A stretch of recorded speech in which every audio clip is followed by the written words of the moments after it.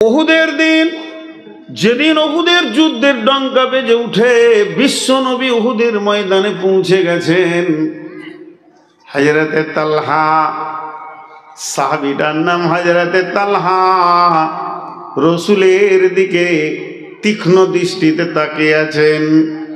বিশ্ব নবী যে বর্মাটা পরেছিলেন অনেক ওজন, অনেক ভারী, লোহার জামা পরে আছেন, হাতে পায়ে বর্মা, মাথায় লোহার হেলমেট, কিন্তু বিশ্বনবী যুদ্ধ পরিচালনা করছেন, একবার ডান দিকে একবার বাঁ দিকে, শত্রু দল কোন দিকে, সাহাবীরা কোন দিকে গেলে বিজয়ী হবে, এই চাঞ্চল্য অবস্থায় রয়েছেন। এমন সময় বিশ্বনবী একটা পাথরে উঠতে চাইছেন, যদি এই পাথরটাই উঠে যায় তাহলে মনে হয় আমি আরো কিছু নতুন জিনিস দেখব, নিশ্চয়ই পাথরটার উপরে ওঠার ব্যাপারে রসুলের প্রয়োজন আছে। কিন্তু রসুল খালি এক চান্সে অতটা পায়ের বের নিচ্ছে না, উঠতে পারছে না। মাঝে যদি একটা ছোট পাথর থাকতো, একটা যদি সিঁড়ি থাকতো, তাহলে পাথরে ওঠাটা আসান হয়ে যেত। হযরতে তালহা যখনই দৃশ্যটা দেখলেন, তালহাকে বলতে হয়নি, মাইক লাগাতে হয়নি, জালসা করতে হয়নি, তালহাকে হাদিস কোরআন দিয়ে বায়ান করতে হয়নি। তালহা বুঝে নিয়েছেন বিশ্বনবী পাথরটাই উঠতে চাইছেন, নিশ্চয়ই কোনো কাজ আছে।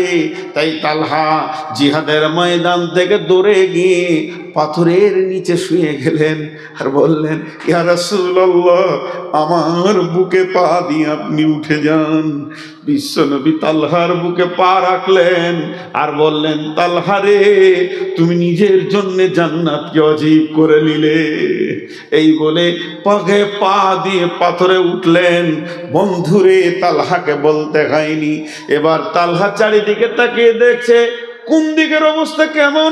এমন সময় দেখছে জাবালে রুমার ভিতরে বেঈমানরা তীরন্দাজ 100-150 জন উঠে গেছে, রসুলকে লক্ষ্য করে তীর রেডি করে ফেলেছে। আল্লাহর নবী খেয়াল করেনি। হযরতে তালহা রসুলকে বের দিয়ে ধরে নিজের পেছনে করে নিলেন এবং একটা পাথরের পাহাড়ের গুহাতে ভরে দিয়ে গর্তের মুখে দাঁড়িয়ে গেলেন আর বললেন, ইয়া রাসূলুল্লাহ, খবরদার আপনি বের হবেন না, আমি তালহা যতক্ষণ এখানে দাঁড়িয়ে আছি।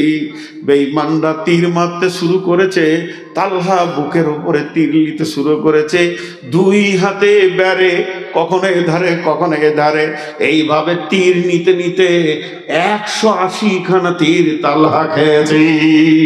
তালহা সেই তীরের চাপে যখন পড়ে গেল, বিশ্ব নবীকে ঠিক ওই ফাঁকে বেঈমানরা একটা পাথর মেরে হেলমেট ঢুকিয়ে দিয়ে দাঁত ঝরে পড়ে গেল। কেউ বলে খালিদ বিন ওয়ালিদ তুলে আছাড় মেরেছিলেন। বিশ্বনবী বেহুশ হয়ে গেছে। হযরতে আলী ঢালে করে পানি আনতে গেছেন আর ফাতেমা রাদিয়াল্লাহু তাআলা আনহা খেজুর গাছের পাতাকে পুড়িয়ে দিয়ে ছাই করে রসুলের ক্ষত জায়গায় লাগানোর জন্য ব্যস্ত। এলান হয়ে গেল মুহাম্মদ মারা গেছে। মুনাফিকরা তো এলান করে দিল, সঙ্গে সঙ্গে যাদের স্বল্প ঈমান ছিল, যেমন কিছু লোক উঠে চলে গেল মালের কথা বলাতেই, ওইভাবে কিছু লোক ময়দান ছেড়ে পালিয়ে গেল। চারিদিকে হই হুল্লোড় লেগে গেল। হযরত আলী এলান করলেন, হে মদিনার মুসলমানেরা, কান করে শোনো, নবী মুহাম্মদ সাল্লাল্লাহু আলাইহি সাল্লাম জীবিত আছে, এখনো পর্যন্ত হুঁশে আছে। এমন সময় হযরত আবু বকর দৌড়ে আসছেন। দুইখানা হুক রসুলের এখানে ঢুকে গেছিলেন।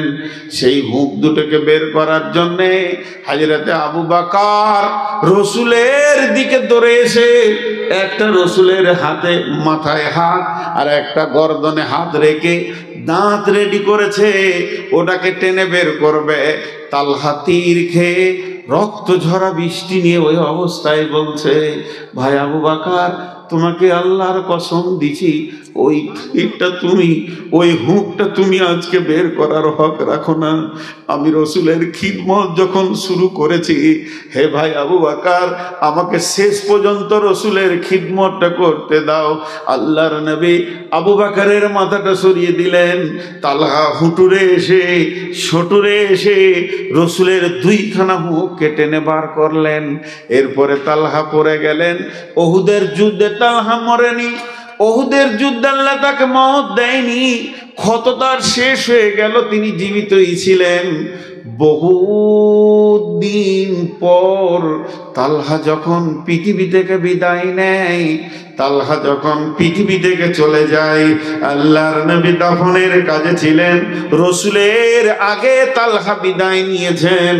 দাফনের কাজ, কাফনের কাজ যখন শেষ হয়ে গেল, তখন বিশ্বনবী লম্বা কবরে দাঁড়িয়ে দোয়া করলেন, তালহার না, খালি ছোট্ট করে একটা কথা বলে দিলেন। কি বললেন? এ আল্লাহ, তালহা এতদিন আমার কাছে ছিল, আজকে আমি তোমার কাছে জমা দিলাম। হে আল্লাহ, তুমি তোমার বন্ধু হাবিবের, তুমি তোমার বন্ধু হাবিবের, তোমার আখিরি পয়গম্বরের একটা দরখাস্ত তুমি শুনে নাও। যেদিন ইসরাফিল সুর ফুঁকবে, আমার তালহা কবর থেকে যেদিন হাসরের মাঠে উঠবে, ওই দিন তুমি আমার তালহাকে দেখে মুচকে হাসবে, আমার তালহা তোমাকেও দেখে হাসবে। কখন হয়েছিল? যখন বিবেকের চেতনা ছিল, যখন আমার কাছ থেকে জান চাইছে। ইসলাম, আল্লাহ আল্লাহ আমাকে বলছে তুই এখন জান রেডি কর, তখন এই চেতনাটা ফিরেছিল। কিন্তু এই দোয়াটা তখনই পেয়েছে। আমাদের চেতনা নাই। আমাদের দুনিয়ার ব্যাপারে খুব চেতনা আছে, দুনিয়ার ব্যাপারে আমাদের চেতনতার অভাব নাই। আমাদের চেতনতার অভাব হচ্ছে আখিরাতের ব্যাপারে, দিনের ব্যাপারে আমরা অজ্ঞ হয়ে গেছি। আমাদের জান, আমাদের মালকে আমরা আটকে রাখতে চাইছি, কিন্তু হালাকে তা নয়। যেটুকু নেবার আল্লাহ নেবেন। জি ভাই, আপনাদের কাছে দুটি স্যাম্পেল দিলাম, আপনারা উঠাউঠি করবেন। আমি পুরো 12টাই ছাড়বো ইনশাআল্লাহ। না, আমাকে ভালোবাসো, ভালোবাসো, এখনই ছাড়তে বলো। 490 সুগার।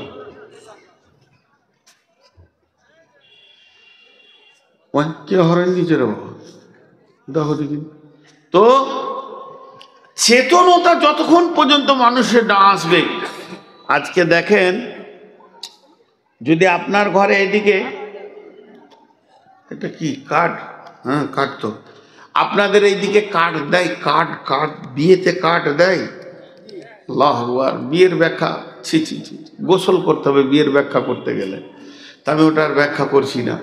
তো কার্ড দেয় বিয়েতে, বন্ধুর বিয়ে, ভাইয়ের বিয়ে, চাচাতো ভাই, খালাতো ভাই, কত রকম কার্ড আসে।